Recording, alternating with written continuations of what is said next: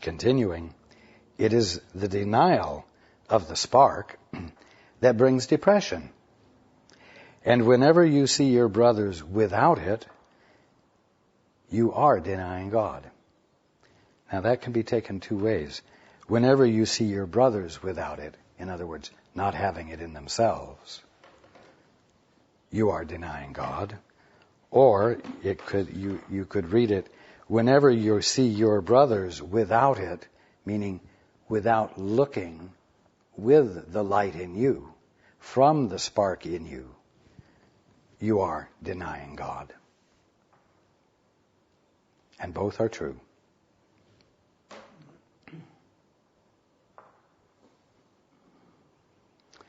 Remember, you define your brothers and sisters, you define each other by the definitions you have adopted for yourself.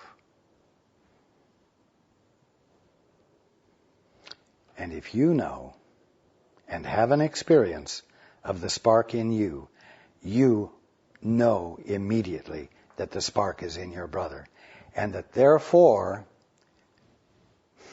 your lesser definitions of him are not true, and therefore shouldn't be validated. And you won't validate them because you will have a natural curiosity to unearth the spark further, unearth the light further in them through your own curiosity to see the more of what God is being right there where they are.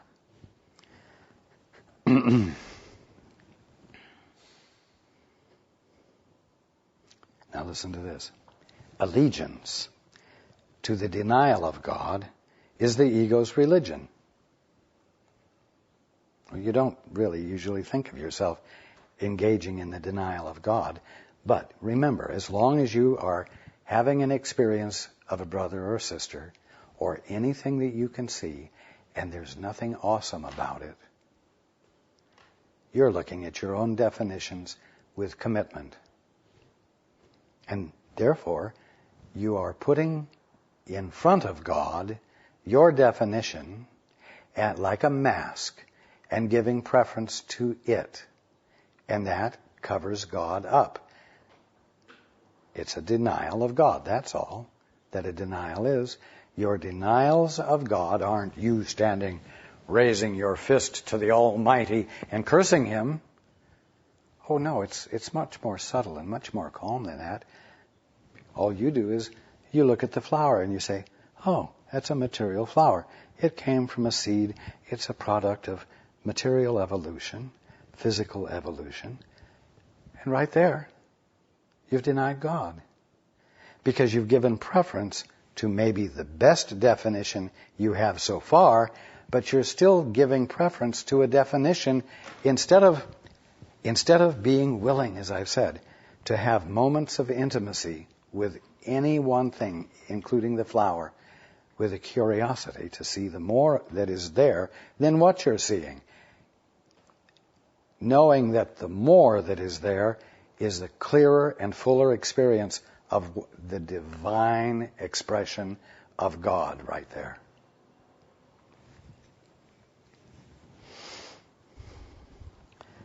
Allegiance to the denial of God is the ego's religion.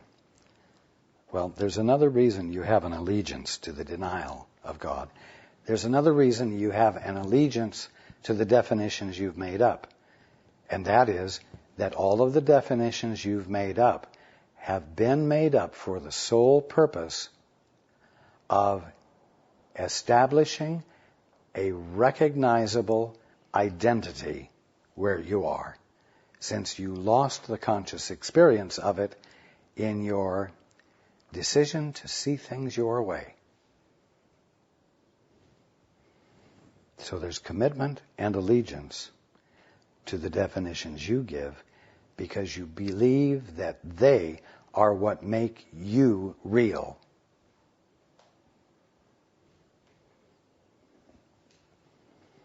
Continuing, the God of sickness obviously demands the denial of health because health is in direct opposition to its own survival.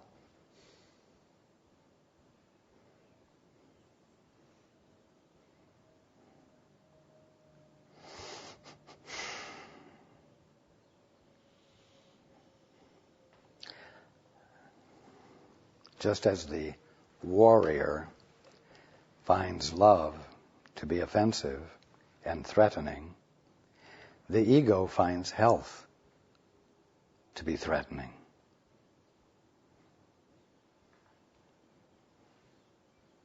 Because with health that hasn't been earned or deserved, there's no need for the ego.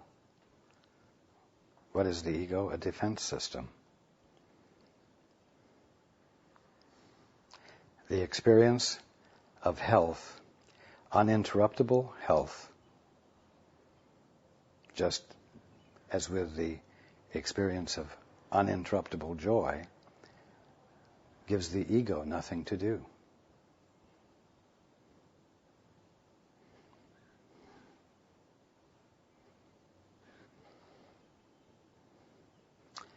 It's whatever challenges health, well-being, that puts the warrior into play. And the ego is a defense mechanism. It is a warrior. It doesn't want to be without a job. At the bottom line, if it were without a job, you would know who you were. And you wouldn't be continually committed to the definitions you made up. Continuing, but consider what this means to you. Unless you are sick, you cannot keep the gods you made. For only in sickness could you possibly want them. Now let's take this into a larger picture. Unless you are divorced from the Father, you cannot keep the gods you made, for only in the absence of your connection with the Father could you possibly want them. You see? When you're not divorced from the Father, you know who you are. And so you don't have to create an identity for yourself. And you don't have to create likenesses, definitions, to secure your identity, to prove that you exist, to prove that you are a force to be dealt with. You see? Unless you are sick, and I'm going to say out of your right mind, you cannot keep the gods you made, for only when you're out of your right mind could you possibly want them. Blasphemy, then, is self-destructive, not God-destructive. Important point.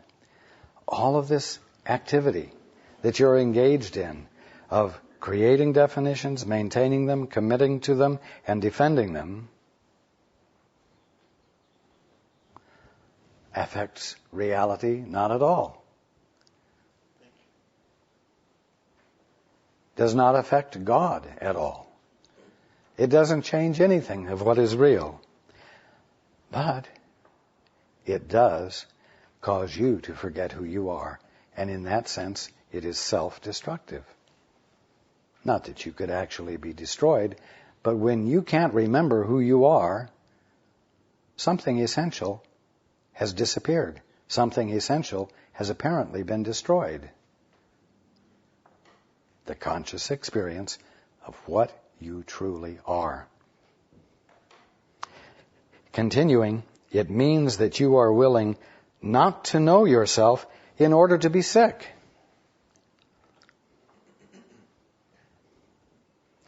Well, aren't you willing to not know yourself in order to get the hit that you get from making up definitions of things that are different from God, and then joining with others to try to get them to see it your way, and for your way to be better than their way, so that they will join with you and thus bolster you up and make you seem even more real? You are willing not to know yourself in order to be sick. in order to exist in a way that it's not your birthright to be experiencing. This is the offering which your God demands. What God? The supposed capacity you have to choose which God is real. This is the offering which your God demands, because, having made him out of your insanity, he is an insane idea. Now, let's not get too serious here. This insane idea is something that doesn't even exist. It doesn't have any reality. So, don't become afraid of your insanity, and don't become afraid of this God. It's all hogwash. He, continuing, your God, has many forms, but although he may seem like many different things, he is but one idea, the denial of God. Again, the choice to define some part of creation as something not having anything to do with God, and as something that God isn't being right there, but rather something you have decided it is.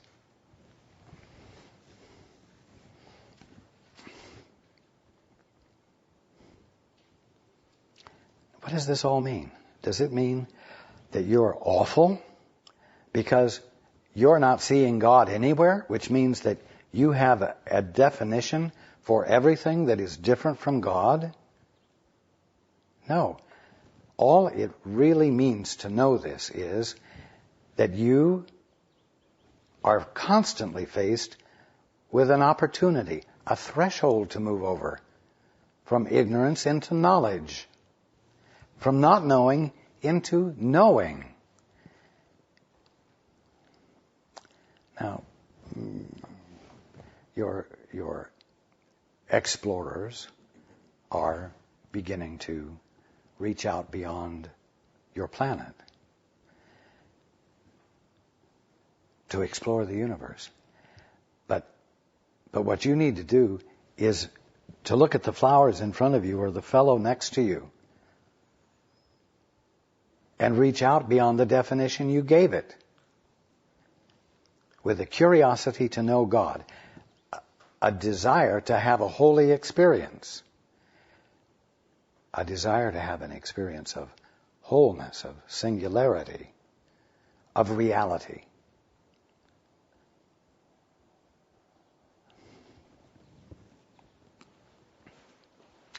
Continuing, sickness and death entered the mind of God's Son against his will.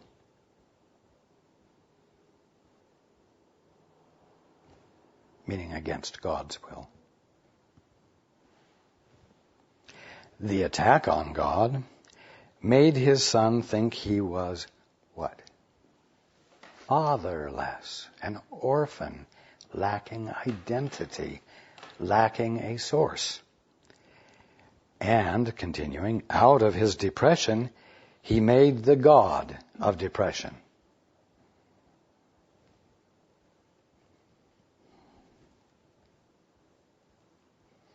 It's like, wow, what a horrible experience I'm having. Wow, wonder what this means. Wow, I've got to do something about this. Wow. I've got to start doing things that make me feel better. I'd better start making some definitions. I'd better start taking hold of things here because this is a chaotic experience that I don't understand at all. And so I'm going to bring order to this situation so that I can feel less vulnerable. And so you began to serve the depression. You began to serve the bad feeling by creating something to relieve you of it. You see? Continuing, this was his, God's Son's, alternative to joy, because he would not accept the fact that although he was a creator, he had been created. See? Oh, but I'd rather experience my creatorhood on my own. I'd rather wave the wand and have it happen at my will, regardless of God, you see.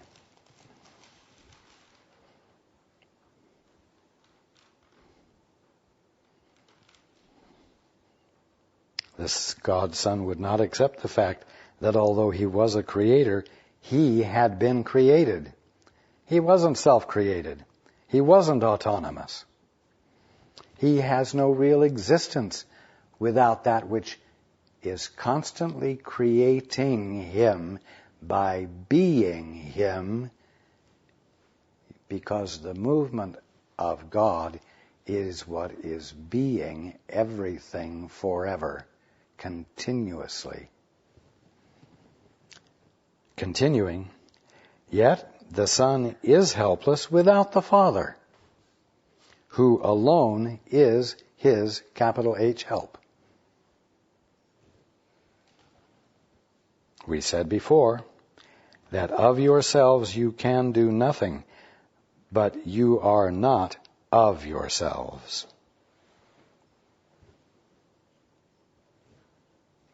If you were, what you have made would be true, and you could never escape. You would be stuck in this experience if the definitions you had given everything, which didn't take their source into account,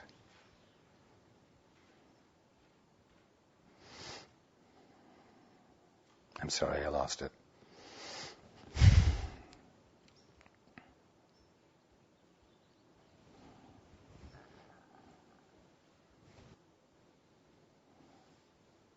If the definitions you gave to everything that were different from what the Father is being right there, and if you were able to make those definitions be the real meaning of the things you had defined, and you had actually engaged in a real act of creation, you would be bound by your definitions right now, and there would be no escape. Now, the simple fact is that most of you, at one point, believed that what you see is what you get. This is it. This is life. This is creation. And whatever the kingdom of heaven is, that's for another time and another place. And so if there is famine, if there is pestilence, if there is disease, well, you just put a rod up your backbone and get a stiff upper lip, and you cope with it the best you can, because that's life. You are behaving and have been behaving as though the definitions you've given to everything are absolute and are actual. And you tolerate it to the best of your ability. And you act, you be strong in the face of it. And you have courage in the face of it.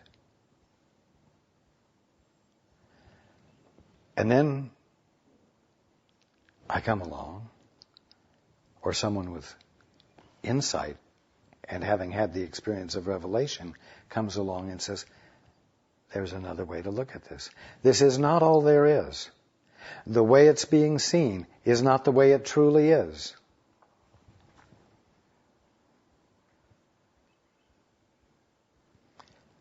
And you say, wow, that sounds wonderful, but it's hard to believe. I don't have any evidence of what you're saying to back it up. Right. You are already behaving as though you are trapped.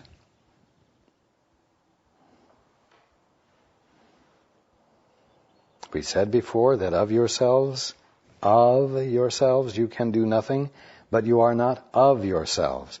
If you were, what you have made would be true, and you could never escape. Well, you have thought that the way things are, as you've defined them, is true, and that there is no escape from it. Except, thank God, one day you will die.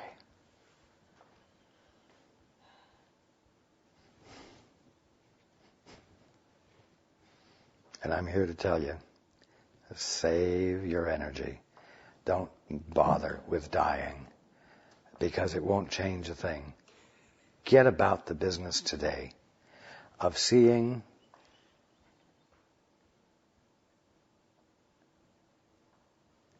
the connection that you have with your brothers and sisters that you can't get out of. The interrelatedness that can't be broken. And start being with them in a new way. Make a new gift to them so that you get to keep something new. And start waking up now.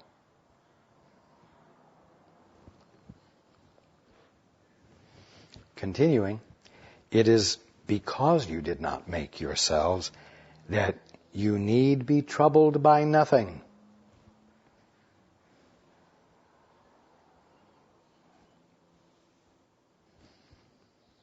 Oh, you say, but I am a self-made man. I'm a woman working on being able to be a self-made woman like men have been self-made men. I can't say as a woman I'm a self-made woman yet, but I'm fighting for my rights to be a self-made woman. Right? And you self-made men, where's your peace? Where's your feeling of invulnerability?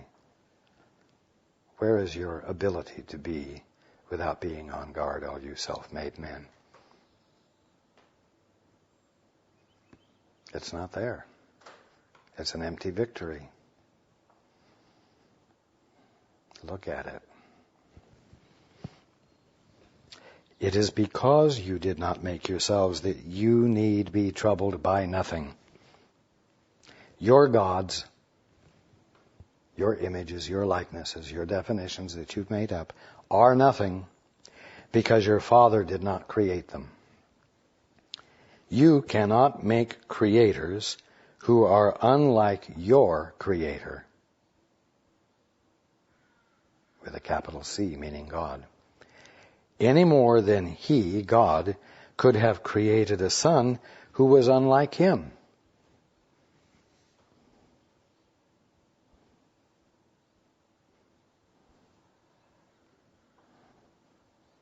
If creation is sharing, it cannot create what is unlike itself. It can share only what it is.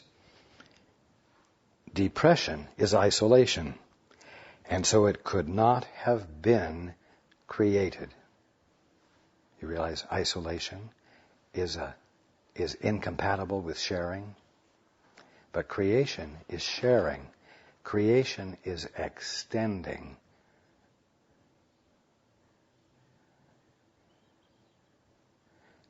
Not like extending a rod into the air, but like extending the energy of you toward that which can receive it and have it be received, which constitutes a communication or a communion.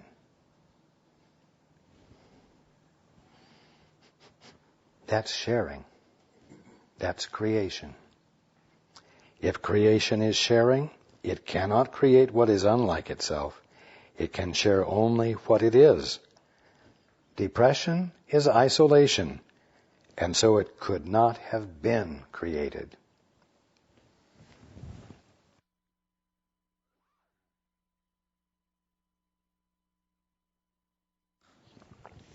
Oh, but you say, but I am depressed. Don't tell me it's not real. Don't tell me it wasn't created. Well, I'm sorry. But what you're calling depression is not a thing that was created. It's the experience, the unavoidable experience of trying to do something you can't do. You see? Depression hasn't got you. You've got hold of an attempt to do something you can't do, and it won't work. And because you are ultimate sanity, your sanity tells you. There is a knowing within it that says, stop trying to do this because you can't accomplish what you can't do. Or you say, whoa, something's telling me, the Christ, what I can and can't do? Yeah.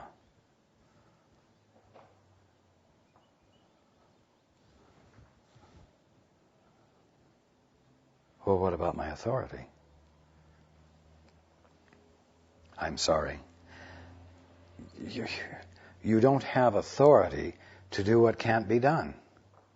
And as long as you try to do what can't be done, you're going to have and experience the equivalent of the meaning of the word no. N-O. Because that's your sanity to tell you, stop trying to do what can't be done.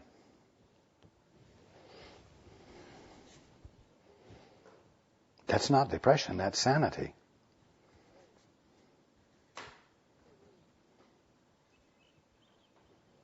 Depression is when you want to grouse about the no. Depression is when you don't want to accept the uselessness of trying to do something that's impossible so that you can get about being in harmony with what is possible.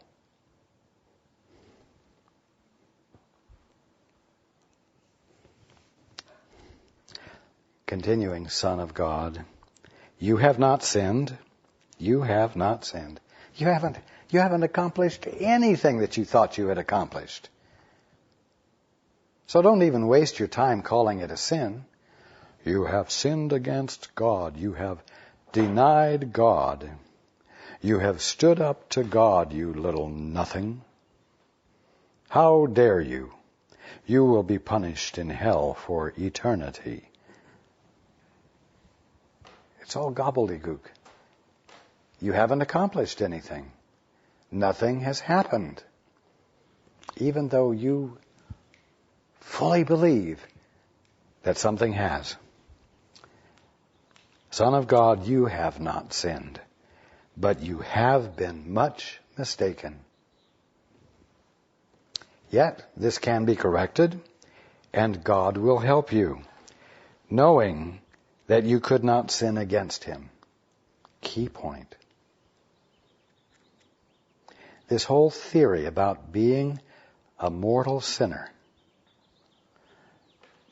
that deserves the wrath of God is just more of the gobbledygook, more of the nonsense. God knows that you could not sin against him, and therefore God will help you. That's why it's so important. God will help you because you have not succeeded in sinning, which would be the only justification conceivable, imaginarily, for God to withhold his love from you.